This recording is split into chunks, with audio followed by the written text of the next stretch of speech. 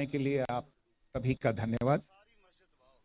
जैसा कि आप जानते हैं, 22 अप्रैल 2025 को लश्कर तैयबा से संबंधित पाकिस्तानी और पाकिस्तान शिक्षित आतंकवादियों ने भारत में जम्मू और कश्मीर के भारतीय पर्यटकों पर बर्बरतापूर्ण हमला किया। 25 भारतीयों और एक नेपाली नागरिक को मौत के घाट उतार दिया गया। मुंबई के 26/2008 के हमलों के बाद यह भारत में हुई आतंकवादी हमले में मारे गए आम नागरिकों की संख्या की सबसे गंभीर घटना है। पहलगाम का हमला अत्यधिक बर्बरतापूर्ण था, जिसमें वहां मौजूद लोगों को और उनके परिवारों के सामने सिर पर गोली मारी गई। हत्या के इस परिवार के सदस्यों को जानबूझकर आघात पहुंचाया, साथ ही उन्हें यह नसीहत भी दी गई कि वे वापस जाकर इस संदेश को पहुंचा दें। यह हमला स्पष्ट रूप से जम्मू और कश्मीर में रही सामान्य स्थिति को बाधित करने के उद्देश्य से किया गया। चूंकि पर्यटन फिर से अर्थव्यवस्था का मुख्य आधार बन रहा था, इस हमले का मुख्य उद्देश्य इसे प्रतिकूल प्रभावित करना था। पिछले वर्ष आप सभी जानते हैं 2 करोड़ से अधिक पर्यटक कश्मीर आए थे। इस हमले का मुख्य उद्देश्य संभवतः यह था कि इस संघ राज्य क्षेत्र में और प्रगति को नुकसान पहुंचाकर इसे पिछड़ा बनाए रखा और पाकिस्तान से लगातार होने वाले सीमा पार आतंकवाद के लिए उपजाऊ जमीन सहायता की जाए। हमले का यह तरीका जम्मू और कश्मीर और शेष राष्ट्र दोनों में सांप्रदायिक दंगे भड़काने से भी प्रेरित था। इसका श्रेय सरकार और भारत के सभी लिया जाना चाहिए कि इन प्रयासों को विफल कर दिया गया। एक समूह ने रेजिस्टेंस फ्रंट TRF कहते हुए इस हमले की जिम्मेदारी, यह समूह संयुक्त राष्ट्र द्वारा प्रतिबंधित पाकिस्तानी समूह लश्कर तैयबा से जुड़ा हुआ है। यह उल्लेखनीय है कि भारत मई और नवंबर 2024 में संयुक्त राष्ट्र की 12 कमेटी की सैंक्शंस मॉनिटरिंग टीम को अर्धवार्षिक रिपोर्ट की थी, जिसमें TRF के बारे में साफ इनपुट दिए गए थे। पाकिस्तान स्थित आतंकवादी समूहों के लिए कवर के रूप में की भूमिका सामने आई थी। इससे पहले भी दिसंबर 2000 भारत ने इस टीम को लश्कर तैयबा और जैश ए मोहम्मद के बारे में, जो TRF जैसे छोटे आतंकवादी समूहों के माध्यम से अपनी गति संचालित कर रहे हैं। इस संबंध में 25 अप्रैल को UN काउंसिल प्रेस वक्तव्य में TRF के संदर्भ को हटाने के लिए पाकिस्तान के दबाव पर भी ध्यान दिया जाना चाहिए। पहलगाम आतंकवादी हमले की जांच से पाकिस्तान के साथ के संपर्क उजागर हुए हैं। रेजिस्टेंस फ्रंट द्वारा किए गए दावे और लश्कर तैयबा से ज्ञात सोशल मीडिया हैंडल द्वारा इसको रीपोस्ट किया, इसकी पुष्टि करता है। चश्मदीद गवाहों और विभिन्न एजेंसियों को उपलब्ध अन्य सूचनाओं के आधार पर हमलावरों की पहचान भी हुई। हमारी इंटेलिजेंस ने इस टीम के योजनाकारों और उनके समर्थकों की जानकारी जुटाई है। इस हमले की रूपरेखा भारत में सीमापार को अंजाम देने के पाकिस्तान के लंबे ट्रैक रिकॉर्ड्स जुड़ी हुई हैं, जिसके लिखित और स्पष्ट दस्तावेज उपलब्ध हैं। पाकिस्तान दुनिया भर में आतंकवादियों के लिए एक शरण स्थल की पहचान बना चुका है। यहां अंतर्राष्ट्रीय स्तर पर प्रतिबंध आतंकवादी सजा पाने से बचे रहते हैं।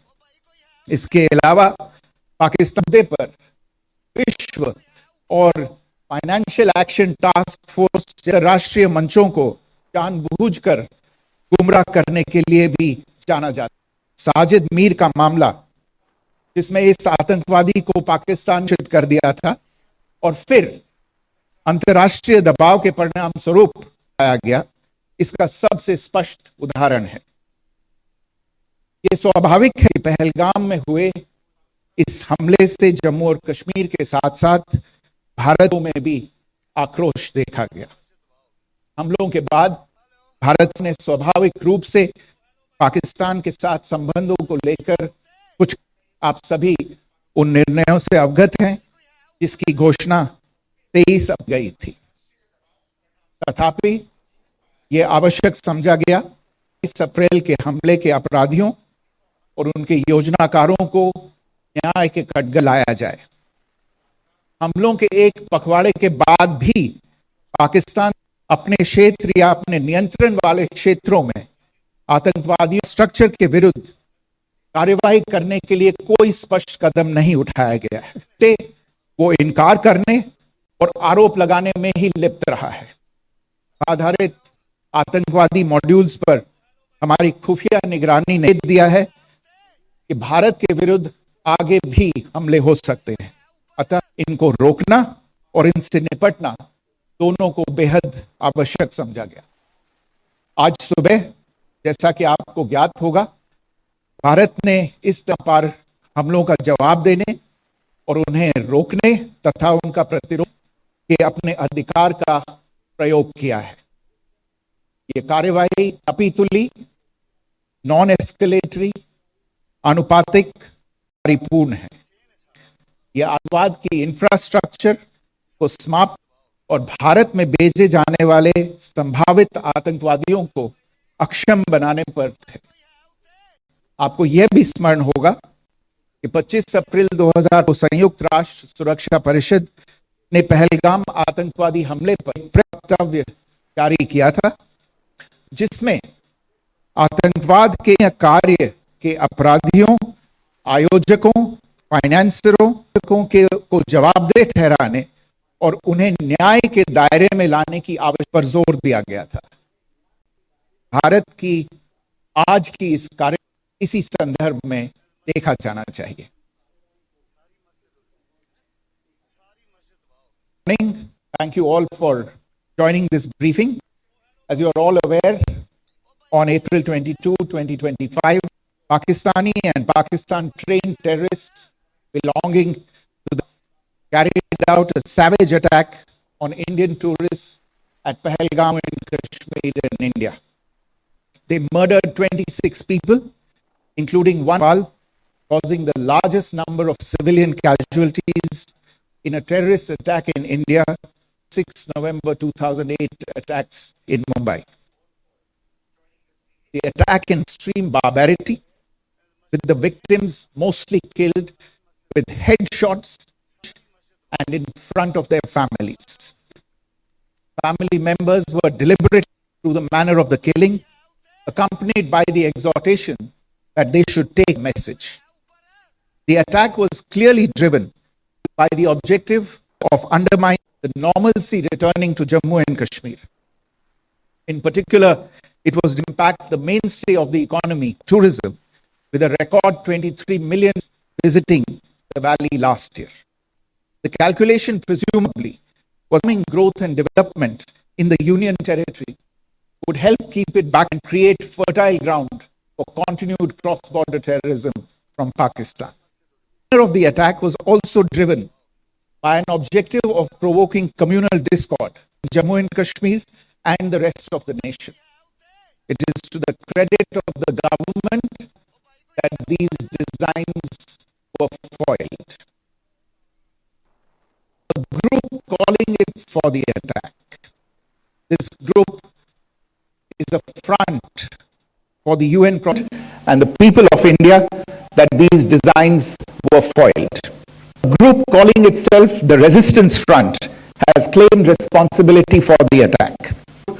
Is a front for the UN proscribed Pakistani terrorist group Lashkar-e-Taiba. It is notable that India had given inputs about the TRF in the report to the monitoring team of the UN's 1267 sanction in May and November 2024, bringing out its role for Pakistan-based terrorist groups. Earlier too, in December 20, India had informed the monitoring team about Lashkar Ahmad operating through small terror groups such as the TRF. Pakistan's to remove references to TRF in the April 25 UN Security Statement is notable in this regard. Into the Pahalgam terror attack have brought out the communication notes of in and to Pakistan. The claims made by the resistance and their reposting by known social media handles of the Lashkar-e-Taiba themselves. Identification of the attackers based on eyewitness as well as other information available to law enforcement agencies has also progressed. Our intelligence has developed an accurate of the planners and backers of this team. The features of this attack also tie in with Pakistan's long track record of perpetrating cross-border in India, which is well documented and beyond question. Pakistan also has earned reputation as a haven for terrorists from around the world, with nationally proscribed terrorists enjoying impunity there. In addition, Pakistan is known to willfully mislead the world and international forums such as the Financial Action Force on this issue. The Sajid Mir case, in which this terrorist was dead and then, in response to international pressure, brought back to life, found alive and arrested, is the most glaring example. Latest attack in Pahalgam has understandably generated anger in Jammu and Kashmir and in other parts of India. Following acts, the government of India naturally responded with a set of initiatives relating to our engagement with Pakistan. You're all aware of the decision announced on the 23rd of April. However, it was deemed that the perpetrators and planners of the 22nd April attack brought to justice. Despite a fortnight having passed since the attack, there has been no demonstrable step from Pakistan to take action against the terrorist infrastructure on its territory or on territory under its control. Instead, all it has indulged in are denials and allegations. Intelligence monitoring of Pakistan-based terrorist modules indicated border attacks. These actions were measured, non-escalatory, proportionate, and responsible. They focused on dismantling the terrorist infrastructure and disabling terrorists likely to be sent across to India.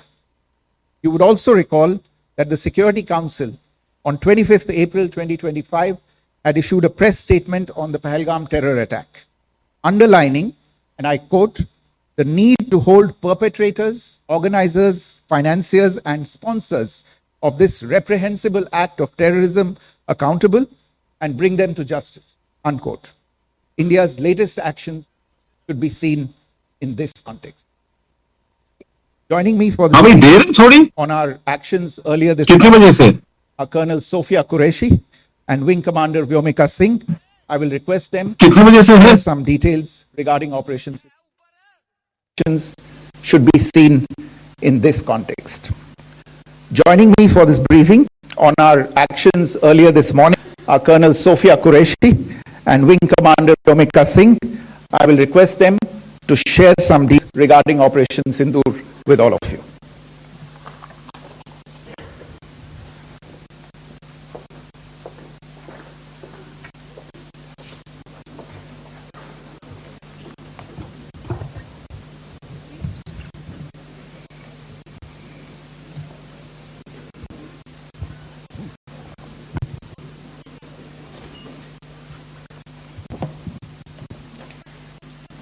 सुप्रभात देवियों, मैं colonel Sophia Qureshi और मेरे साथ wing commander Vyomika Singh आज आपको 6 से 7 मई 2025 की रात 1:05 से 1:30 बजे के बीच भारतीय सशस्त्र बलों द्वारा अंजाम दिए गए ऑपरेशन सिंदूर के बारे में जानकारी देंगे। ऑपरेशन सिंदूर 22 अप्रैल पहलगाम में हुए विभत्स आतंकवादी हमले के शिकार मासूम नागरिकों व उनके परिवारों को न्याय देने के लिए लॉन्च किया गया था। इंडोक्ट्रिनेशन सेंटर्स, ट्रेनिंग एरियाज व लॉन्च पैड शामिल थे। जो पाकिस्तान और पाक अधिकृत जम्मू कश्मीर POJK दोनों में फैले हैं। Operation Sindoor was launched by Indian Armed Forces to deliver justice to the victims of Pahalgam terror attack and their families. 9 terrorist camps were targeted and successfully destroyed. Over the last 3 decades, Pakistan has systematically built terror infrastructure. It is a complex web of recruitment and indoctrination centers, training areas for initial and refresher courses, and launch pads for handlers. These camps are located both in Pakistan as well as Pakistan occupied Jammu and Kashmir areas. Some of the well-known training camps are located, as you can see on the screen. They are distributed from Sawai Nala in the north, counting to approximately 21, ending at Bhagalpur to the north. इन लक्ष्यों का चयन विश्वसनीय intelligence सूचनाओं के आधार पर हुआ ताकि They are distributed from Sawai north, counting to approximately 21, ending at Bhagalpur to the इन लक्ष्यों का चयन ये इंटेलिजेंस सूचनाओं के आधार पर हुआ ताकि आतंक गतिविधियां तोड़ी जा सके और खास ध्यान दिया गया कि निर्दोष नागरिकों इंस्टॉलिंग को नुकसान न पहुंचे। The selection of these targets for Operation Sindoor was based on intelligence inputs and role of these facilities in perpetrating the terror act. The locations were so selected to avoid damage to civilian infrastructure of any civilian lives. This was done with due diligence. Camps select for targeting and their engagement will now be shown to you one by one. POJK के target मैं आपको बताना, सबसे पहले सवाई नाला camp Moradabad, जो कि POJK के लाइन ऑफ कंट्रोल से 30 किलोमीटर दूर है, एक लश्कर तोयबा का ट्रेनिंग था। 2024 सोनमर्ग, 24 अक्टूबर 24 गुलमर्ग, 12 अप्रैल 2025 पहलगाम, इन हमलों के आतंकियों ने प्रशिक्षण लिया था। सैयद मुजफ्फराबाद, यह एक जैश-ए मोहम्मद का एरिया है। यह हथियार, विस्फोटक और जंगल सर्वाइवल ट्रेनिंग का भी था। गुलपुर कैंप कोटली, यह LOC से 30 किलोमीटर दूर था। लश्कर तोयबा का बेस था जो रजौरी पुंछ में सक्रिय। 20 अप्रैल 2023 को पुंछ में और 9/24 को तीर्थ यात्रियों के बस हमले में यहीं से आतंकन किया गया था।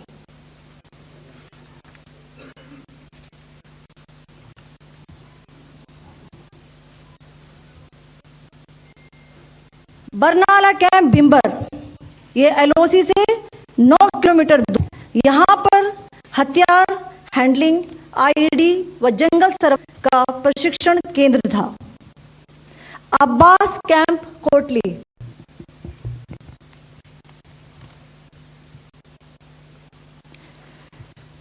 यह LOC से 13 किलोमीटर दूर है। लश्कर तोयबा का फिदाइन यहां तैयार होता था। इसकी कैपेसिटी 15 टेररिस्ट को ट्रेन करने की थी।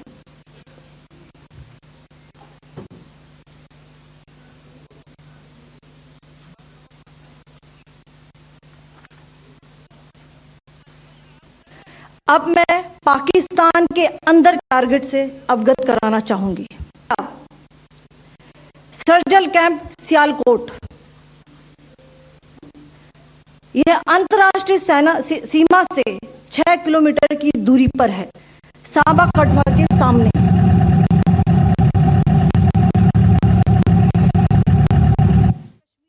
पुलिस के 4 जवानों को की जो हत्या की गई थी, उन आतंकवादियों को इसी जगह पर ट्रेन किया गया था। दूसरा, महमूना जाया कैंप सियालकोट, यह 18 से 12 किलोमीटर IB से दूर था। हिजबुल मुजाहिदीन का बहुत बड़ा कैंप था। ये कठुआ जम्मू क्षेत्र में आतंक फैलाने का नियंत्रण केंद्र था। पठानकोट एयरफोर्स बेस पर किया गया हमला भी इसी कैंप से प्लान और डायरेक्ट किया गया था। मरकज ताइबा मुरीद के, यह आईबी से 18 से 25 किलोमीटर दूरी पर है। 2008 के मुंबई हमले के आतंकी भी यहीं से प्रशिक्षित हुए थे। अजमल कसब व डेविड हेडली भी यहां ट्रेन हुए थे।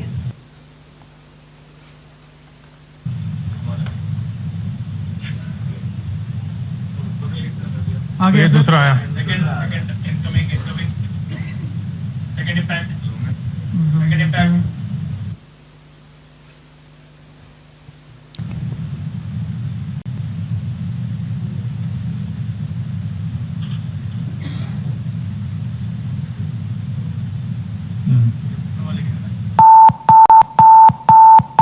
टारगेट 10 हुआ है सर अभी। टारगेट 10 हुआ, एंक्लोजर सेम ही है। 7 it is hit the target. हाँ हाँ।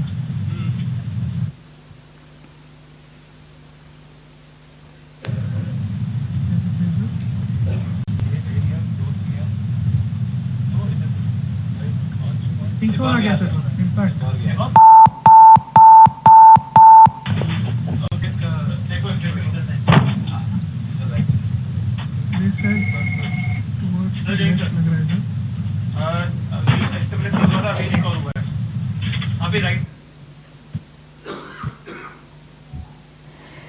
मरकज सुभान अल्लाह भावलपुर, यह इंटरनेशनल बाउंड्री से 100 किलोमीटर दूर है।